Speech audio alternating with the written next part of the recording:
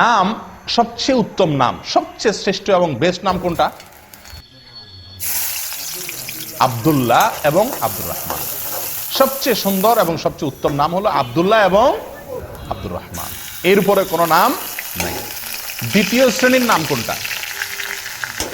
প্রথম শ্রেণীর নাম হলো আব্দুল্লাহ এবং আব্দুর রহমান। দ্বিতীয় শ্রেণীর নাম কি? দ্বিতীয় শ্রেণীর নাম হলো আল্লাহর যে ৯৯টি নাম আছে, আল্লাহর ৯৯ নামের শুরুতে আব্দুন যোগ করলে যে নামগুলো হবে। কি যোগ করলে?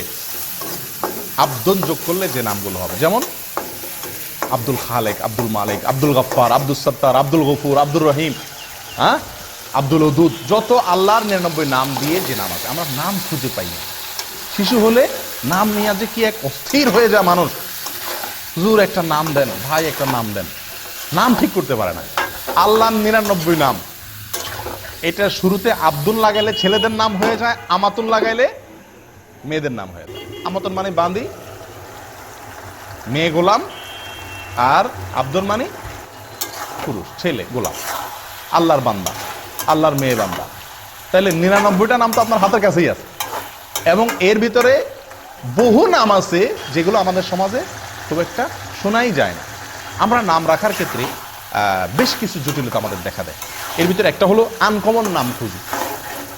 আব্দুল্লাহ নাম রাখতে বলে যে আব্দুল্লাহ, আব্দুল্লাহ এ তো আমার ভাইয়ের খালাতো শালির জেঠাতো ভাইয়ের ছেলে না, কোনো মানে আছে?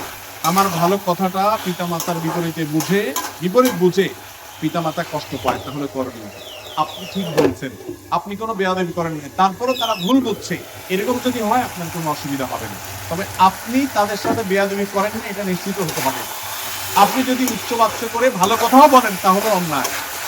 তারা নামাজ পড়ে না, ধমক দিয়ে কথা বললেন, অন্যায় কাজ করে ধমক দিয়ে কথা বললেন, অন্যায় হবে। আমাদের আজকাল সবচেয়ে বেশি যার সাথে রুক্ষ ব্যবহার করার রাইট আছে বলে আমরা মনে করি, যার সাথে যা তা বলা যায়, তার নাম হলো মা বাবা।